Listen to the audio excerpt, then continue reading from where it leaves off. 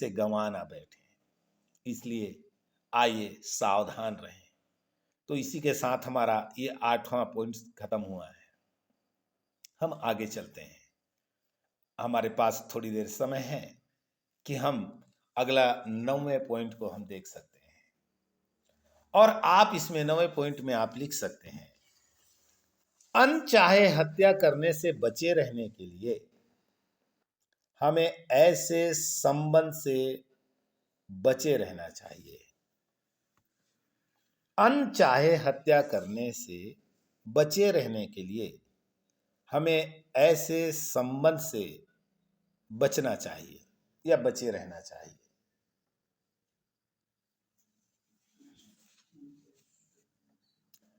तो इसका मतलब क्या हुआ है कि हमें अनचाहे हत्या से, कोई जो हत्या करता है वो हत्या करने के लिए पैदा नहीं हुआ है। आपको जो दुनिया में हत्यारे मिलते हैं, मैंने पिछला आपको दो क्लास पहले पीछे अगर आप जाएंगे इसका पॉइंट 2 या 3 में, तो आपको मिलेगा वहां पर कि किस प्रकार आज हमारे जेल जो हैं वो ऐसे कैदियों से भरा पड़ा हुआ है। उसको मैंने आपको पिछले समय में बताया था, इसलिए मैं दोहराना नहीं चाहता। उन लोगों ने अपने शौक से थोड़ी हत्या किया है। उनको कौन सा शौक चढ़ा था कि वे हत्या करते? या हत्या करना उनको कोई अच्छा लगता है क्या? किसी को जान से मारना उनको अच्छा लगता है क्या? नहीं ना। कोई नहीं चाहता कि वो हत्या करे, इस प्रकार किसी का जान ले ले और वो खुद जेल खानों में चला जाए। ऐसा कोई शौकीन व्यक्ति नहीं है। शौक से कोई किसी का हत्या नहीं करता, पर हत्या वो परिस्थिति कराता है। जब परिस्थिति उसके चारों ओर खराब हो जाता है, उसको लगता है कि अब मेरा बचने का कोई चारा नहीं है और मैं इसका दबा नहीं सकता, इसका मुंह बंद नहीं कर सकता, अब मैं फंस जाऊंगा। जब उन्हें ऐसा जान पड़ता है कि अब इससे बचने का एक ही रास्ता है, इसको चुप करा दो, तो पैसे देकर के चुप करा दो या तो फिर जान से मार डालो, और फिर होती है हत्या। तो प्यारो, आपको अनचाहे हत्या से बचे रहने के लिए ऐसे संबंधों से आपको बचना चाहिए। किसी के साथ अगर नाजायज संबंध है, आपको मालूम है, शायद एक वैवाहिक स्त्री शायद बांझ हो जाए, उसके कारण हम आएंगे बाद में, लेकिन ऐसे नाजायज संबंधों में बहुत जल्दी लोग जो है गर्भावस्था में हो जाते हैं। और जब आप किसी ऐसे व्यक्ति को जो अनचाहे गर्भ है, जब आप उसको गिराने का प्रस्ताव रखते हैं, वो एक हत्या है। मेरी बात को कान खोल करके सुन लीजिएगा, वो हत्या है। और परमेश्वर के राज्य में ऐसे हत्यारों को स्थान बिल्कुल नहीं है।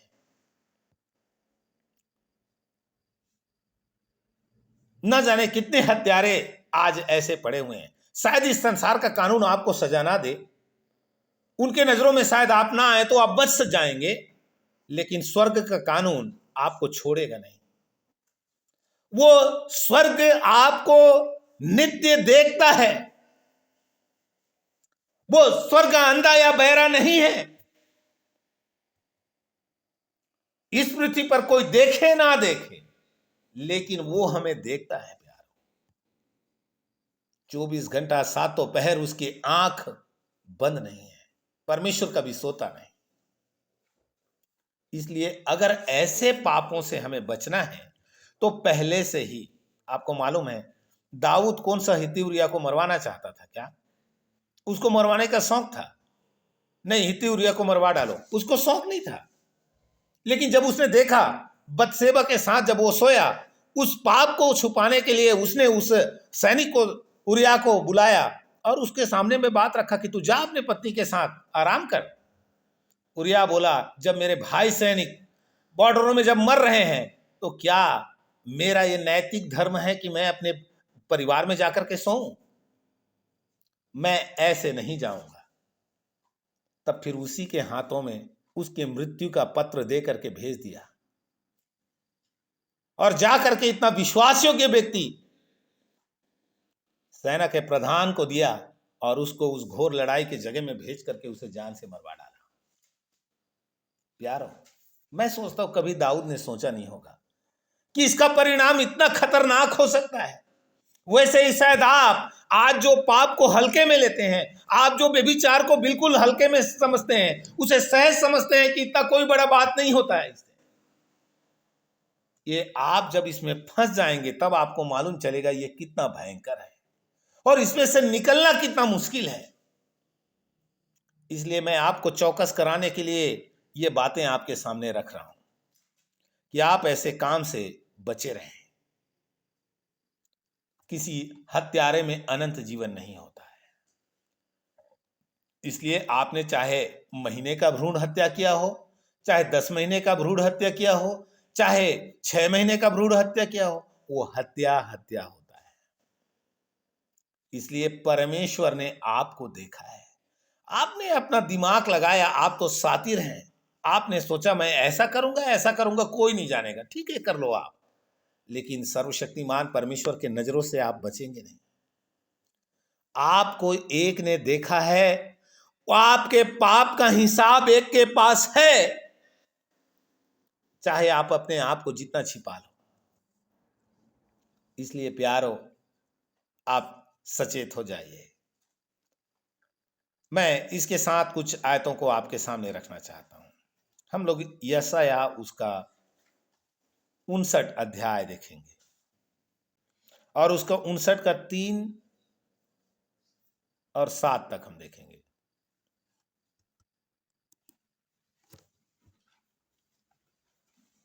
यहां पर परमेश्वर का वचन कहता है, क्योंकि तुम्हारे हाथ हत्या से और तुम्हारी अंगुलियां अधर्म के कामों से अपवित्र हो गई हैं, तुम्हारे मुंह से तो झूठ और तुम्हारी जीभ से कुटिल बातें निकलती हैं। फिर से पढ़ रहा हूं, क्योंकि तुम्हारे हाथ हत्या से और तुम्हारी अंगुलियां अधर्म के कामों से अपवित्र हो गई हैं, तुम्हारे मुंह से तो झूठ और तुम्हारे जीभ से कुटिल बातें निकलती हैं। उसका 7वां पद अगर आप कंटिन्यू पढ़ेंगे तो समय बचाने के लिए मैं उसका 7वां पद पढ़ रहा हूं। वे बुराई करने को दौड़ते हैं और निर्दोष की हत्या करने को तत्पर रहते हैं, उनकी युक्तियां व्यर्थ हैं, उजाड़ और विनाश ही उनके मार्ग में है। आपने जो किया है प्यारो, स्वर्ग ने देखा है। इसलिए वचन कहता है कि जीवन में विनाश और उपद्रव के अलावा और कुछ नहीं मिलेगा। जो आप बोओगे वही आप काटोगे। इसलिए आपने देखा है कि कैसे दाऊद का जीवन उस संकटों में पड़ा है। इतनी दुर्दशा हुए परिवार के, उसके घर से तलवार कभी अलग नहीं हुआ। इतना ही नहीं, उसके खुद के बेटी ने खुद के बहन के साथ में बलात्कार किया। अमोन का घटना आपको मालूम है।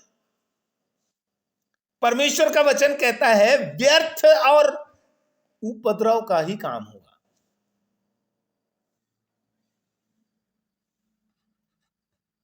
उजाड़ है। इस चीज का निर्माण करने वाला कौन? क्या परमेश्वर उसको ऐसे करके उसके जीवन में इस प्रकार की बातें लाके क्या प्रसन्न था? नहीं। मैं सोचता हूं परमेश्वर नहीं चाहता था कि दाऊद के जीवन में आए। आप में से कोई भी एक भला पिता नहीं चाहेगा कि आपके बच्चों के जीवन में आए, लेकिन जो उन्होंने किया, न्यायी परमेश्वर बराबर उसे नाप करके दे रहा है। अगर वो दाऊद, जिसको वो मन के अनुसार का व्यक्ति बोलता है, अगर उसके साथ इतना कठोर रहा, तो वह परमेश्वर, हम जो उसके खून खरीदे हैं, उसकी आत्मा हमारे भीतर बसती है, क्या मुझे और आपको परमेश्वर हल्के में ऐसे छोड़ देगा? जो आपने शरीर के अनुसार बोया, परमेश्वर का वचन बोलता है, तो मृत्यु का कटनी आप काटोगे। इसलिए यहां पर लिखा उजाड़ है जीवन में, क्योंकि परमेश्वर न्याय करने वाला है। व्यर्थ, उजाड़ और विनाश ही उनके मार्गों में है। अब जो आपने बोया है वो आपको मिलेगा। यहेजकेल उसका 9 का 9 हम लोग पढ़ते हैं उसी के साथ में। यहेजकेल उसका 9वां अध्याय का 9 पद।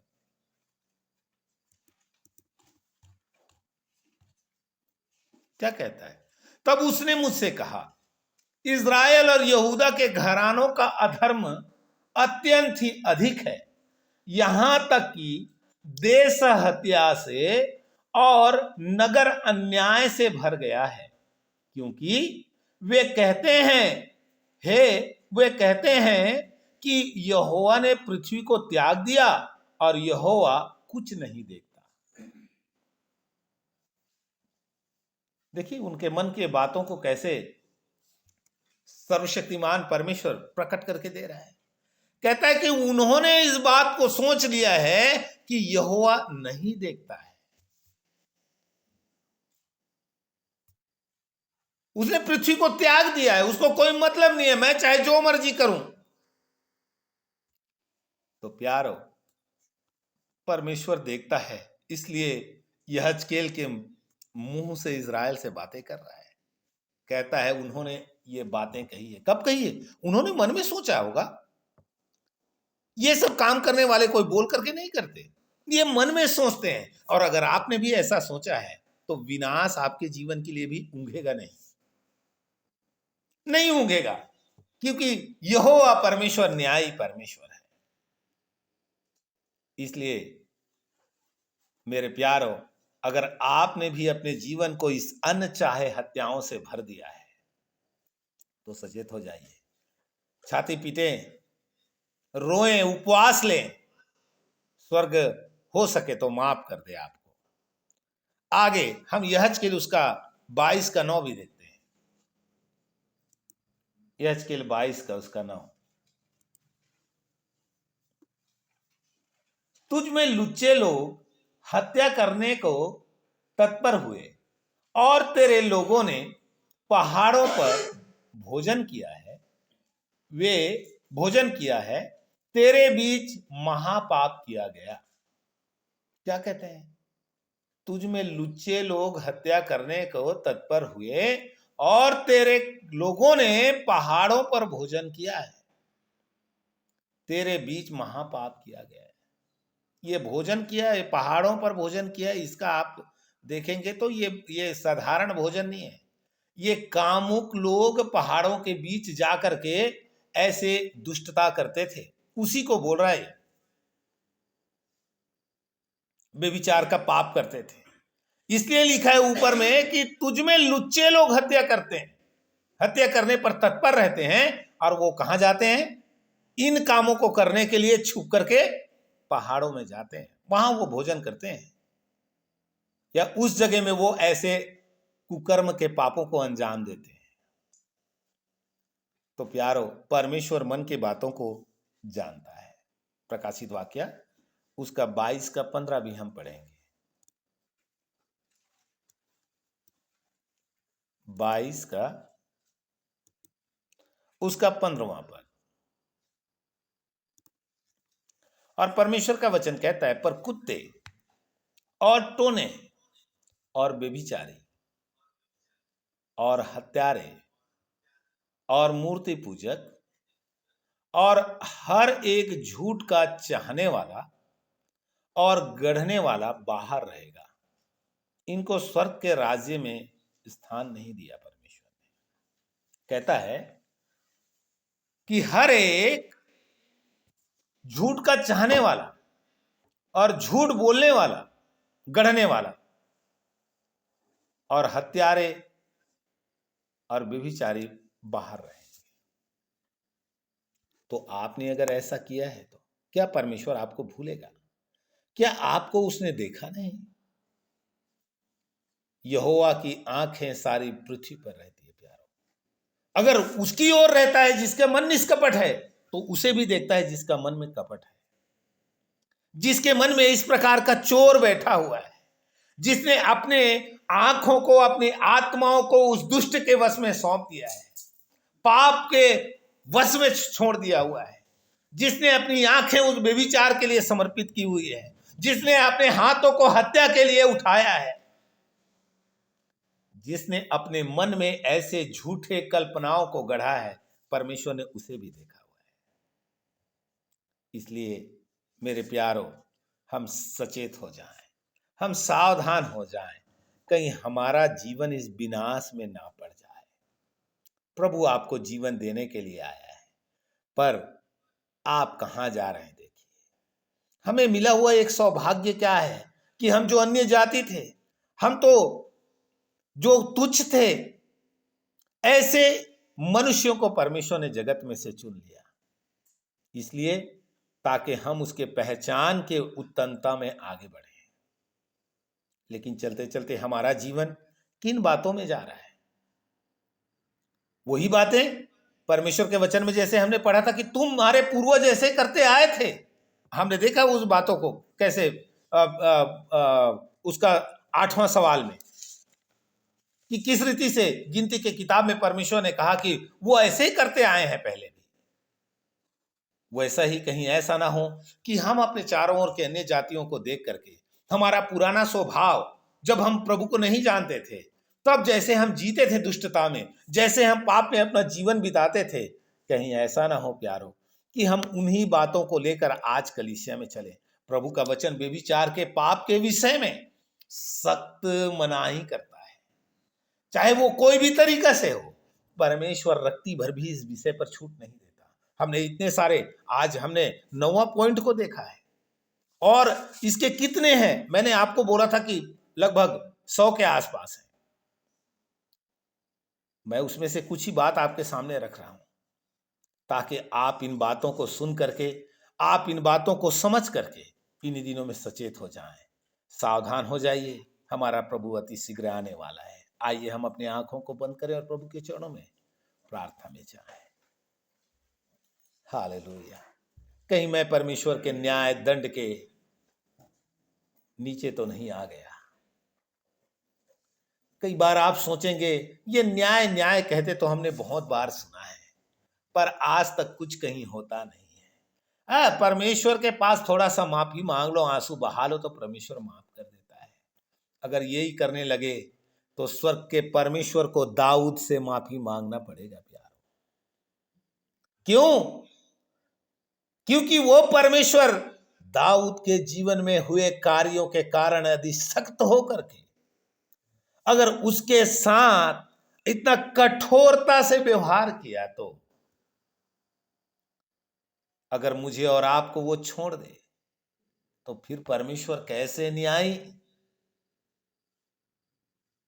इसलिए मेरे प्यारों, आइए आज इस रात के समय प्रभु के चरणों में सिर झुकाएं। हालेलुया, स्तुति हो। आप पाप को हल्के में मत ले। शैतान को मालूम है कि ये एक क्षेत्र है जहां पर मैं आसानी के साथ लोगों के जीवन को नाश कर सकता हूं।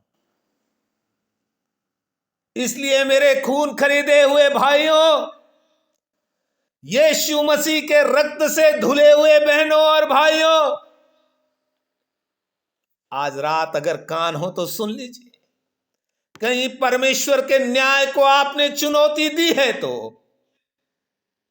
परमेश्वर देर नहीं करेगा। इसलिए सावधान हो जाएं, सचेत हो जाएं। अगर इन पापों में आप खेल रहे हैं तो परमेश्वर का भयंकर न्याय का आपको सामना करना पड़ेगा। परमेश्वर ठट्ठों में उड़ाया नहीं जाता। हालेलुया, हालेलुया, स्तुति हो प्यारे प्रभु, स्तुति हो। आइए हम मिलकर प्रार्थना करें। दयावंत पिता, आज रात के लिए धन्यवाद करते हैं। आपने जो वचन हमारे सामने रखा प्रभु, एक एक बातों को हम थोड़ा थोड़ा धीरे धीरे करके समझने का प्रयास करें। आपने जितनी बातों को हमारे सामने रखा, हमारी विनती है आपके बच्चों को प्रभु इस पाप से भागने के लिए सहायता, व्यभिचार से भागने के लिए सहायता करें, ताकि एक एक जन इस पाप से बचा रहे और तेरे साथ अपना जीवन डरते और कांपते हुए पूरी पवित्रता के साथ प्रभु इस पृथ्वी पर अपने जीवन बिताने के लिए आप मदद करें। प्रभु मैं तेरे बच्चों को तेरे जीते हाथों में सौंप। आज आपने हम प्रत्येक के संग बातें की। प्रभु हम आपको धन्यवाद करते हैं। हमें ऐसे पाप से बचे रहने के लिए सब महिमा प्यारे खुदावंद हम आपको धन्यवाद के साथ इनके उद्धार करता प्रभु यीशु मसीह के नाम में स्वर्गीय पिता आमीन।